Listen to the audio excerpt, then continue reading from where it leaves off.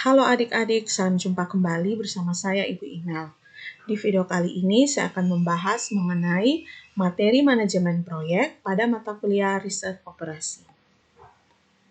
Kemampuan akhir yang diharapkan setelah adik-adik menonton video ini adalah yang pertama, adik-adik mahasiswa memahami dengan baik apa itu manajemen proyek. Lalu yang kedua, diharapkan adik-adik mahasiswa dapat menentukan waktu minimum yang dibutuhkan untuk menyelesaikan sebuah proyek menggunakan model AOA.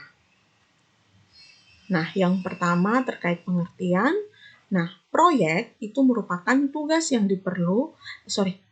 yang perlu dirumuskan untuk mencapai sasaran yang dinyatakan secara konkret dan diselesaikan dalam periode tertentu dengan menggunakan tenaga manusia dan peralatan yang terbatas. Itu adalah pengertian dari proyek. Sedangkan manajemen berasal dari kata manage yang memiliki arti mengatur, merencanakan, mengelola, mengusahakan, dan memimpin. Nah, kata manage ini sendiri berasal dari bahasa Inggris. Nah, manajemen itu diperlukan agar kinerja suatu organisasi itu dapat efisien dan efektif. Nah, berdasarkan pengertian proyek dan manajemen proyek itu sendiri merupakan implementasi pengetahuan, keterampilan, alat, dan teknik dalam aktivitas-aktivitas proyek untuk memenuhi kebutuhan-kebutuhan proyek. Nah, ciri-ciri dasar suatu proyek itu terdiri dari kumpulan tugas atau aktivitas yang terdefinisi dengan baik yang harus dilakukan dalam urutan tertentu. Dalam urutan yang ditentukan, tugas dapat dimulai dan dihentikan secara independen satu sama lain. Nah, ketika semua tugas selesai, maka proyek selesai. Nah, ini contoh dari sebuah proyek. Ini kita lihat proyek sederhana membangun rumah yang melibatkan aktivitas-aktivitas tertentu. Berdasarkan ciri-ciri proyek tadi, proyek itu terdiri dari kumpulan tugas atau aktivitas. Nah, ini merupakan kumpulan tugas atau aktivitas proyek membangun rumah. Nah, ini aktivitas A itu menyiapkan lahan, lalu aktivitas B itu merancang rumah dan mencari pendanaan. C menyiapkan batu karang, pasir, dan semen untuk membuat pondasi. Lalu D itu membuat pondasi. E itu menyiapkan material seperti bata, kayu, besi, dan semua bahan untuk membangun tembok. F membangun tembok. G memasang atap. H itu plester, plamir, dan mengecat tembok. I itu memasang pintu dan jendela. Lalu aktivitas J itu memasang keramik. Nah, ini adalah kumpulan aktivitas-aktivitas dalam proyek membangun rumah. Nah, tadi adik-adik di definisi itu terdefinisi dengan baik yang harus dilakukan dalam urutan tertentu. Berarti sekarang kita urutkan, kira-kira mana yang kegiatan pertama? Ya, kegiatan pertamanya itu adalah menyiapkan lahan. Nah, ini kita bisa buat dalam sebuah tabel.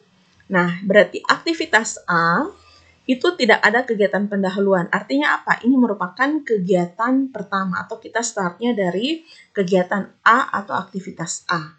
Nah, aktivitas B, yaitu merancang rumah dan mencari pendanaan, itu ada kegiatan pendahuluannya. Kegiatan pendahuluannya kalau kegiatan A-nya itu sudah selesai. Dia harus menyiapkan lahan dulu, baru bisa merancang rumah dan mencari pendanaan. Misalkan seperti itu. Lalu aktivitas C itu butuh syarat B. Aktivitas C itu menyiapkan batu karang, pasir, dan semen untuk membuat pondasi ini berdasarkan ketika aktivitas B itu selesai. Lalu aktivitas D itu bisa dilakukan ketika aktivitas C itu dilakukan atau sudah selesai dilakukan. Nah, aktivitas E ini kalian lihat di sini kegiatan pendahuluannya itu bukan D ya. Kegiatan pendahuluannya itu bukan D, tetapi kegiatan pendahuluannya itu adalah B. Maksudnya apa? Berarti kegiatan B sudah selesai, maka kita bisa itu bisa menjadi pendahuluan untuk melaksanakan kegiatan E, menyiapkan material seperti bata, kayu, besi, dan semua bahan untuk membangun tembok. Lalu kegiatan F itu, nah kegiatan F itu pendahuluannya itu bukan hanya E saja, bukan hanya sudah menyiapkan material seperti bata, kayu, dan sebagainya itu, tetapi sudah harus punya fondasi. Berarti apa? Untuk membangun tembok, syaratnya itu kalau kegiatan D dan E itu selesai, sehingga kegiatan pendahuluan untuk kegiatan F itu adalah D dan E. Begitu pula dengan kegiatan G. Kegiatan G itu selesai kalau kegiatan F itu sudah selesai. Nah, itu seperti itu tabel urutan kegiatan atau aktivitas dalam suatu proyek untuk membangun rumah. Nah, ini contoh proyek. Nah, lalu selanjutnya itu, pada proyek besar biasanya itu seseorang tertarik pada pembangunan jaringan aktivitas, lalu juga pada penjadwalan tugas. Nah, waktu penyelesaian proyek juga menjadi menarik. Nah, manajemen proyek itu fokus dengan permasalahan seperti itu. Pada dasarnya ada 3 aspek proyek. Ada tahap perencanaan, ini melibatkan mendaftarkan semua tugas atau pekerjaan yang harus dilakukan untuk menyelesaikan proyek. Lalu penentuan kebutuhan sumber daya, lalu estimasi biaya dan durasi waktu untuk berbagai tugas. Lalu ada tahap penjadwalan, ini melibatkan meletakkan pekerjaan aktual proyek dalam urutan waktu yang seharusnya dilakukan, lalu perhitungan waktu penyelesaian yang diharapkan dari setiap pekerjaan. Nah, ada namanya tahap pengendalian. Tahap pengendalian ini adalah fungsi manajerial yang mendasari dan melibatkan meninjau perbedaan antara jadwal dan kinerja aktual proyek telah dimulai dan membuat penyesuaian yang diperlukan. Lalu ada pemerataan sumber daya. Nah, ini kalau di sini adik-adik silakan perhatikan bahwa untuk manajemen proyek itu fokus pada jaringan aktivitas, penjadwalan tugas, dan waktu penyelesaian proyek. Nah, pada dasarnya ada 3 aspek seperti yang disebutkan. Nanti kita akan bahas untuk sementara terkait dengan waktu penyelesaian proyek. Oke, nah tadi yang saya berikan contoh itu contoh membangun rumah, tetapi proyek itu bisa saja bukan hanya proyek membangun rumah ya adik-adik. Jangan pikir bahwa kalau proyek itu hanya untuk membangun rumah. Tidak, ini merupakan salah satu contoh. Nah, sekarang kita lihat lagi untuk suatu proyek ditentukan oleh daftar kegiatan, kegiatan pendahulunya, dan jangka waktu pelaksanaan setiap aktivitas. Tadi daftar kegiatannya itu sudah seperti ini. Daftar kegiatan A, B, C, D, E, F, G, H, I, J. Di sini A itu apa, B itu apa sudah, lalu kegiatan pendahuluannya itu apa. Nah, perhatikan untuk berdasarkan ini, suatu proyek ada daftar kegiatan, kegiatan pendahulunya, jangka panjang atau waktu pelaksanaan setiap aktivitas, itu kita bisa membuat jaringan aktivitasnya menggunakan 2 model teori graf. Ada namanya model aktivitas pada node atau simpul yang dikenal dengan AON, lalu ada namanya model aktivitas pada arc atau anak panah yang dikenal dengan model AOA. Oke, pada model aktivitas pada node itu berarti apa? Di setiap aktivitas diwakili oleh sebuah titik. Nah, kalau model aktivitas pada arc, di sini setiap aktivitas diwakili oleh sebuah busur. Nah, contohnya seperti apa nanti sebentar saya akan tunjukkan. Namun dari kedua model ini, antara AON dan AOA yang sering digunakan itu adalah AOA. Oleh karena itu nanti pembahasan pada video-video berikutnya itu berkaitan dengan model AOA. Nah, untuk model AON contohnya seperti ini. Nah, adik-adik lihat ini tabel yang tadi sudah dijelaskan pada contoh sebelumnya. Bagaimana kita membuat jaringan aktivitasnya itu menggunakan AON. AON tadi itu apa? Aktivitasnya berada pada node atau titik atau noktah. Nah, sekarang kita lihat. Berarti ini A, aktivitas A sebagai kegiatan pendahuluannya. Kegiatan awalnya itu, ini lihat ya, kegiatan pendahuluannya tidak ada, berarti kita proyek itu dimulai dari aktivitas A. Nah, aktivitas B syaratnya adalah aktivitas A, maka kita gambarkan seperti ini. Lalu aktivitas C, kegiatan pendahuluannya itu adalah aktivitas B. Lalu aktivitas D itu adalah aktivitas C. Nah, lalu aktivitas E itu aktivitas kegiatan pendahuluannya adalah aktivitas B. Maka kita gambarkan seperti ini. Aktivitas B itu, aktivitas E itu dimulai setelah kegiatan B selesai. Lalu ke aktivitas F dibutuhkan aktivitas D dan E. Nah, ini ada D, ada E. Berarti kita gabung seperti ini. Ini artinya kegiatan F itu membutuhkan kegiatan E dan D itu selesai. Lalu kegiatan G itu butuh kegiatan F, lalu H itu butuh kegiatan G, lalu I itu butuh kegiatan pendahulunya adalah H, lalu kegiatan atau aktivitas J itu kegiatan pendahuluannya itu adalah aktivitas H. Jadi kita gambarkan seperti ini. Itu kalau model atau contoh AON. Lalu bagaimana dengan AOA yang nanti kita akan pakai? Nah, AOA itu Activities on Arc. Arc itu anak panah. Berarti kita buat seperti ini. Aktivitas A, jadi kegiatan 1, 2. Nah, kita lihat B itu startnya dari, kegiatan pendahuluannya itu adalah A. Berarti kita gambarkan seperti ini. C itu aktivitas awalnya, pendahuluannya itu adalah B. Ya, jadi kita C itu setelah B selesai baru C bisa dikerjakan. Nah, D itu C. Saya gambarkan seperti ini. Sebenarnya bisa gambar lurus ya, adik-adik, tidak masalah. Tapi sekarang kita lihat. Untuk E, itu syaratnya itu adalah B. Ya, bisa saja saya gambar ke bawah kah untuk yang aktivitas itu terserah. Tapi sekarang adik-adik lihat, oh ternyata F itu butuh D dan E. Makanya saya gambar seperti ini. Nah, E-nya di sini ya.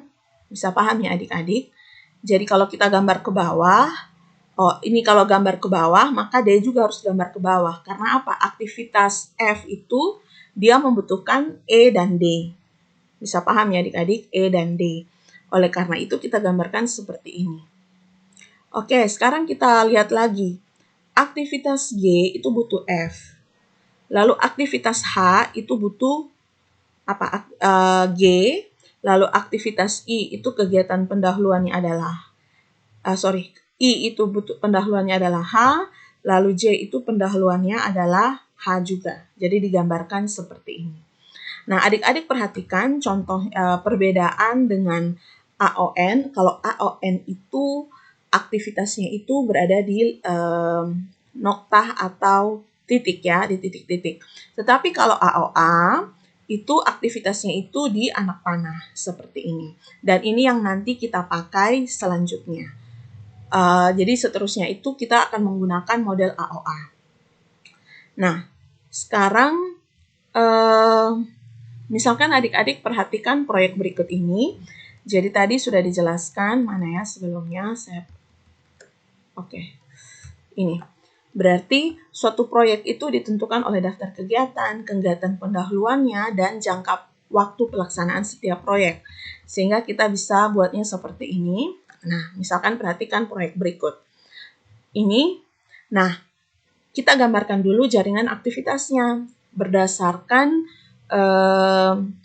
tabel yang sudah ada ini. Coba kita buat. Nah, adik-adik lihat A itu aktivitas pendahuluannya tidak ada. Berarti kita buat. Nah, ini menjadi aktivitas A. Oke, mau lurus juga boleh. Intinya tidak menyalahi maksud dari tabel. Lalu kegiatan B itu ternyata juga pendahuluannya bukan A. Berarti kita bisa tulisnya seperti ini. Ya, ini B. Karena B di sini juga kegiatan atau aktivitas pendahuluannya itu tidak ada. Jadi kita buat seperti ini. Kalau seandainya aktivitas pendahuluan B itu adalah A, maka setelah A akan kita gambarkan aktivitas B. Tapi karena aktivitas B itu tidak ada aktivitas pendahuluannya, maka kita gambarkan seperti ini. Lalu yang berikut, C itu aktivitas pendahuluannya itu adalah A dan B. Nah, kira-kira kita gambarkan seperti apa? Oke, nah di sini kita butuh garis D1, ini saya gambar putus-putus yang merupakan aktivitas semu atau dummy. Jadi aktivitas semu atau dummy itu tidak ada dalam aktivitas, tetapi aktivitas ini membantu kita untuk menggambarkan jaringan kegiatan atau jaringan aktivitas. Sehingga kita bisa gambarkan seperti ini. Ini C. Karena apa? C itu dia butuh aktivitas B dan juga aktivitas A. Oke. Dan jadi ketika kita menggambarkan jaringan itu,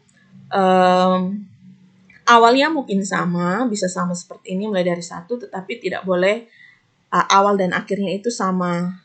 Misalnya saya mau langsung gambar A dan B itu seperti ini, tidak boleh. Oleh karena itu digambarkan seperti ini. Lalu yang berikut, ini aktivitas C. Aktivitas D itu butuh aktivitas A. Berarti saya taruhnya di sini. Nah, di sini jadi aktivitas D. Nah, ini hanya aktivitas A saja. Bisa paham ya adik-adik? Lalu E itu butuh D.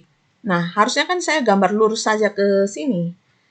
Gambar lurus ke sini. Tetapi perhatikan ternyata F itu C dan E. Oh, kalau begitu saya gambar ke atas. Ya, ini jadi aktivitas E. Lalu aktivitas F itu adalah, kegiatan pendahulunya itu adalah C dan E. Setelah adik-adik lakukan ini, kalau sudah benar jaringan kegiatannya, baru adik-adik menuliskan waktu atau durasi dari setiap aktivitas. Misalkan aktivitas A itu 14, kita tuliskan seperti ini. Aktivitas B itu 3, aktivitas C itu 3.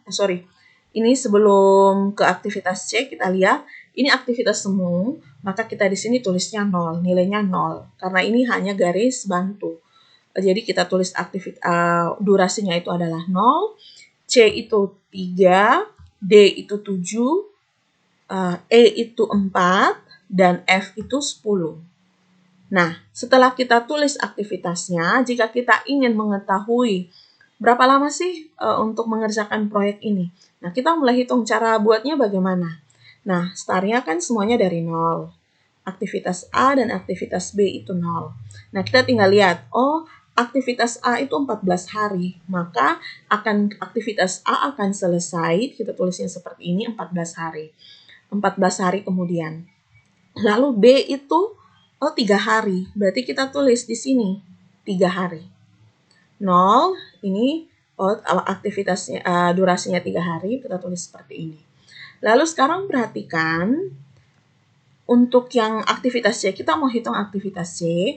Nah, syaratnya kan itu A dan B, berarti kita selesaikan dulu perhitungan waktunya untuk aktivitas A dan B. Nah, di sini untuk memulai aktivitas C, kita tidak bisa mulai pada hari ketiga, tetapi kita memulai ke hari ke-14. Kenapa? Karena C itu butuh A selesai dan B selesai. Berarti dia mulai ketika hari ke-14. Kalau kita mulai dari hari ketiga, aktivitas A-nya itu belum selesai. Jadi kalau kita mulai dari hari ke-14, maka A itu sudah selesai dan B itu sudah selesai. Lalu 14, sekarang kita lihat yang D. D itu berarti mulai kerjakan di hari ini berarti C itu selesainya di hari ke-17, karena 14 tambah 3 itu 17. Lalu kita lihat D itu 14 tambah 7 berarti berapa? 21. Nah, sekarang kita mau lihat aktivitas E, berarti startnya dari 21 ditambah 4, selesainya itu di hari minggu ke-25. Nah, untuk menyelesaikan F, tentu saja dia harus selesai E. Berarti apa? Itu harus diselesaikan pada hari F itu bisa dimulai pada hari ke-25 ya. Oke, baru ditambah 10, ini 35. Berarti Waktu minimum yang diperlukan untuk menyelesaikan proyek ini adalah 35 minggu. Jadi nanti kalau adik-adik mengerjakan menggambarnya melalui kertas, sebaiknya perbedaan warna seperti ini supaya adik-adik tidak bingung, untuk menghindari kebingungan. Oke, bagaimana adik-adik bisa paham? Jadi untuk melihat waktu minimum yang diperlukan untuk menyelesaikan proyek itu, adik-adik yang pertama pahami dulu aktivitas pendahuluannya, lalu waktu dan minggu, lalu bagaimana menggambar jaringan kegiatan berdasarkan data yang ada. Setelah itu, kita bisa memperoleh waktu minimum yang diperlukan untuk menyelesaikan proyek. Nah, agar adik-adik lebih paham lagi, saya minta adik-adik untuk mengerjakan latihan ini.